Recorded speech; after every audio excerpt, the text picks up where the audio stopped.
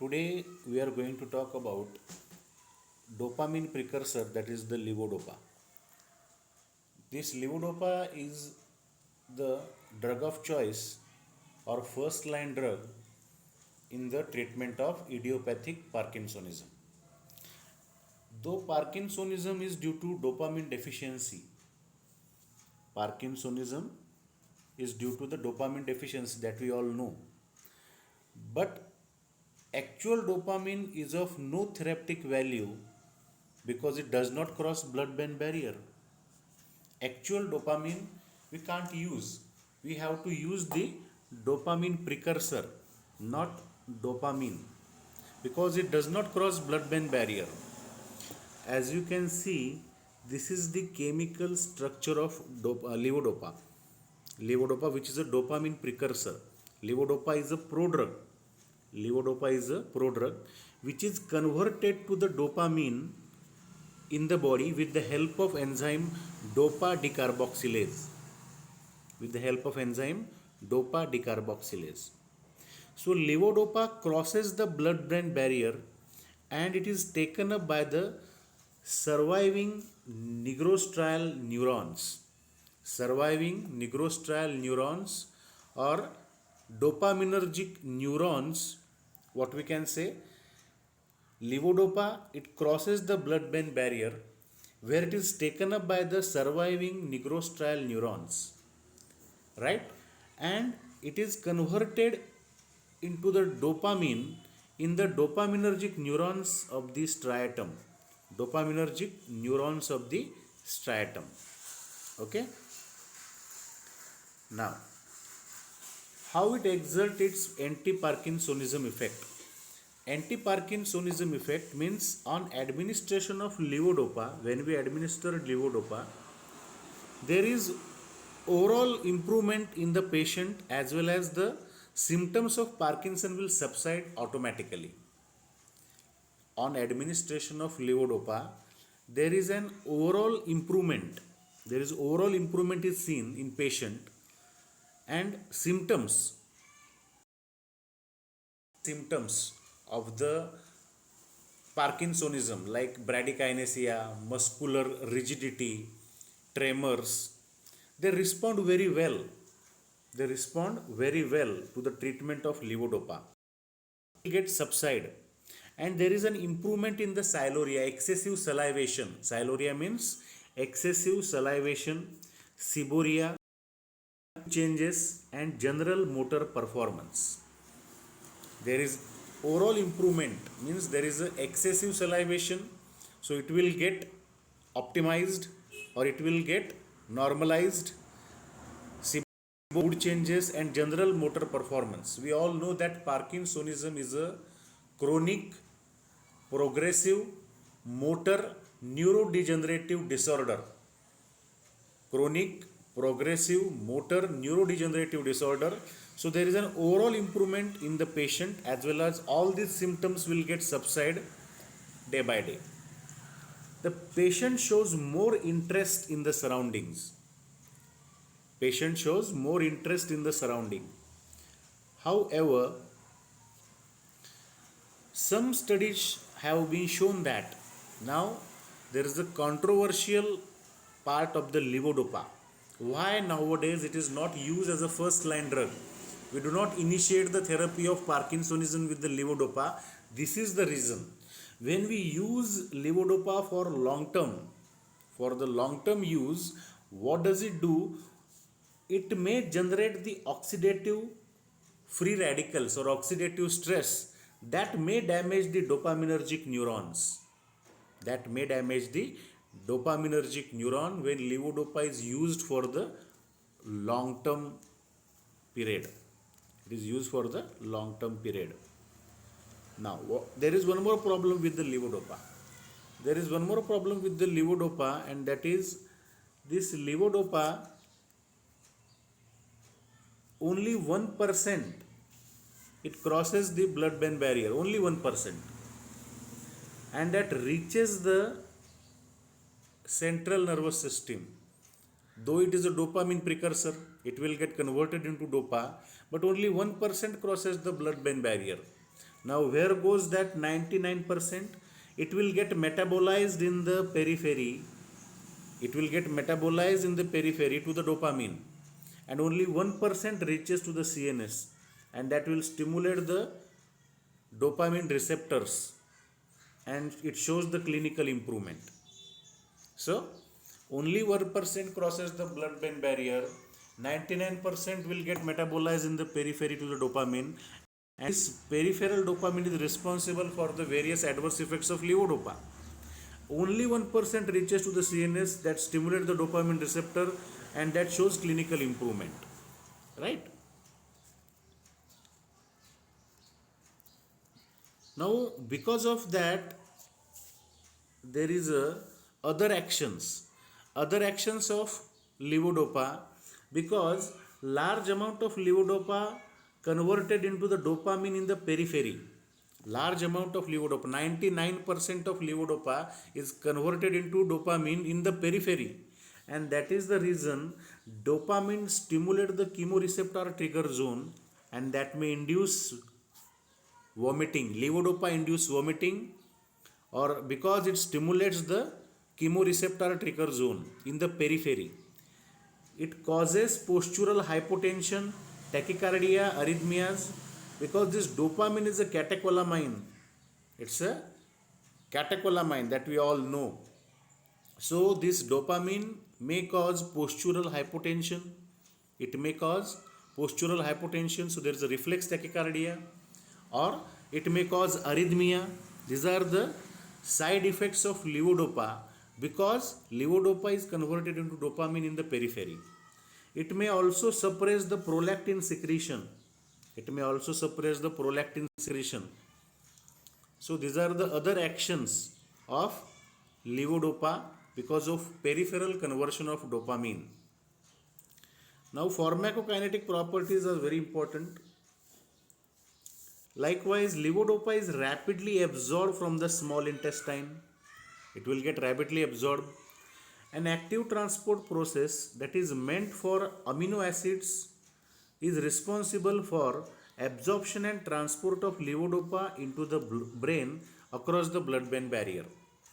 Active transport process which is meant for the amino acids is responsible for absorption and transport of levodopa into the brain across the blood-brain barrier. And that's why some amino acids in the food compete with levodopa for both absorption and transport into the brain. So this levodopa will compete with the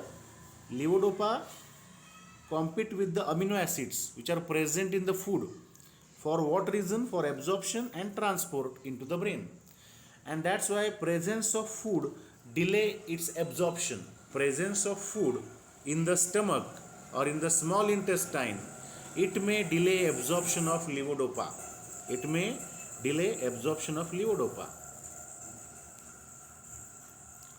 If gastric emptying is delayed, bioavailability is reduced due to higher first pass metabolism. If gastric emptying is delayed, the bioavailability will get reduced due to higher first pass metabolism. It undergoes extensive first pass metabolism in the gut and in the liver. Its half-life is 1 to 2 hours. So only 1 to 2% of oral dose reaches to the central nervous system. Only 1 to 2%. 99% will get metabolized in the periphery. Now adverse drug reaction. As I told you, 99% of levodopa is converted to dopamine in the periphery. So all the adverse effects are expected because of peripheral conversion. Nausea, vomiting, anorexia, postural hypotension, reflex tachycardia, palpitation, occasionally arrhythmias can occur, and all this because the beta 1 adrenergic receptor stimulation. It's all because of the beta 1 adrenergic receptor stimulation, because dopamine will going to stimulate these beta 1 receptors, and beta 1 receptors, it may cause postural hypotension, palpitation, reflex tachycardia, occasionally arrhythmias, because dopamine is a catecholamine, right? But after a certain period, tolerance develop to all these effects. which we consider as the side effects of the drug. Now, other side effects, like there is a chance of taste sensation alteration, dysageusia. It can cause mydriasis and it may increase the intraocular pressure, and that's why it is avoided in patients of glaucoma. The peripheral effects can be prevented by concurrent administration of domperidone, which is a peripheral dopamine antagonist. So you can prevent nausea, vomiting, anorexia, abdominal pain because of this. Domperidone is a peripheral dopamine antagonist.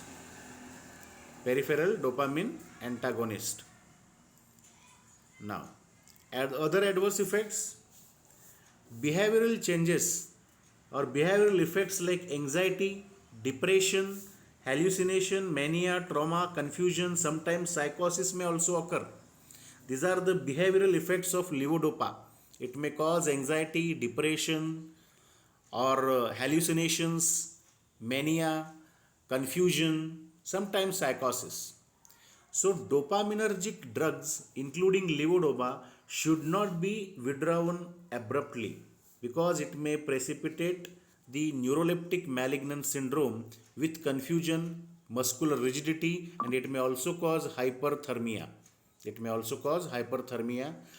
And it is because of excessive dopaminergic activity in the limbic system, and this is the reason. Excessive dopaminergic activity is because of the levodopa, and this excessive dopaminergic activity where in the limbic system, and it is responsible for neuroleptic malignant syndrome. Which may associated with the confusion, rigidity, and hyperthermia. Now, apart from that, there is a abnormal involuntary movements like facial tics or grimace or chorioathetoid movement, as you can see in the pictures. Chorioathetoid movements of the limbs, facial tics or grimace, continuous chewing movement, right? Or dystonia. So, chorioathetoid movements of the limb, grimacing, facial tics may develop months of use, and it requires reduction in the dose of levodopa. Right? It may require reduction in the dose of levodopa.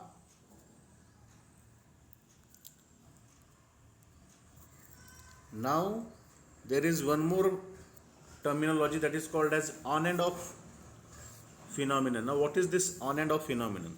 Fluctuation in response to levodopa can occur after 2 to 5 years of use. When we use for a long-term period, it may cause on and off phenomenon, where the patient swings alternatively from the period of good response to severe disabling disease.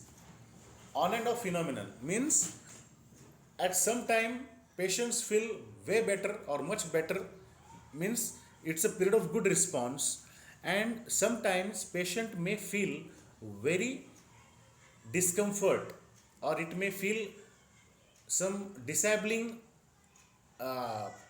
problems, because that effect of levodopa in that particular period will be vanished, and that is called an on and off phenomenon. Means it's a waning and waxing. There is an improvement sometimes and there will be no effect sometimes, and that is called as on and off phenomenon. Fluctuation in response that may occur after 2 to 5 years of age, that occurs after 2 to 5 years of use, and it is called on off phenomenon. Means patient swings alternately from period of good response, that is called as on, and to severe disabling disease, that is called as off. On off phenomenon. Now there is a chance of drug interactions also. Drug interactions means pyridoxine, vitamin B6. It enhances the peripheral decarboxylation of levodopa, and thus it reduces the availability in the CNS. Vitamin B6 or pyridoxine, it should not be given Why it should not be given? Because peripheral decarboxylation of levodopa. It enhances the peripheral decarboxylation of levodopa, and that's why it reduces the bioavailability in the CNS. Phenothiazines or metoclopramide, these are the dopamine antagonist, and they reverse the effect of levodopa. They reverse the effect of levodopa. Non-selective monoamine oxidase inhibitor, non-selective monoamine oxidase inhibitor like moclobemide, they prolong the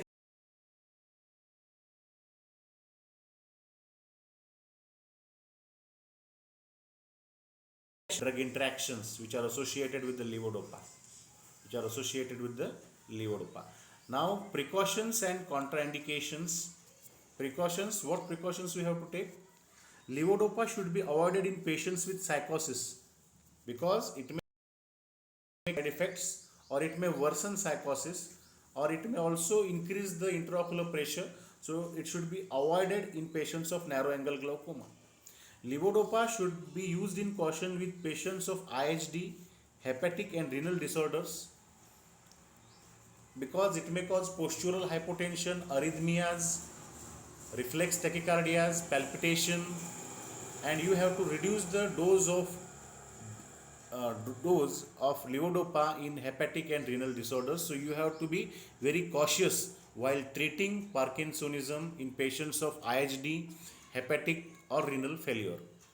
Then peptic ulcer, because there is a risk of gastrointestinal bleeding. There is a risk of gastrointestinal bleeding. It may also cause malignant melanoma and pre-malignant skin lesions. So careful monitoring required, because levodopa is the precursor of melanin, and it may stimulate the growth of melanoma. So you have to take care of all these things while treating Parkinsonism.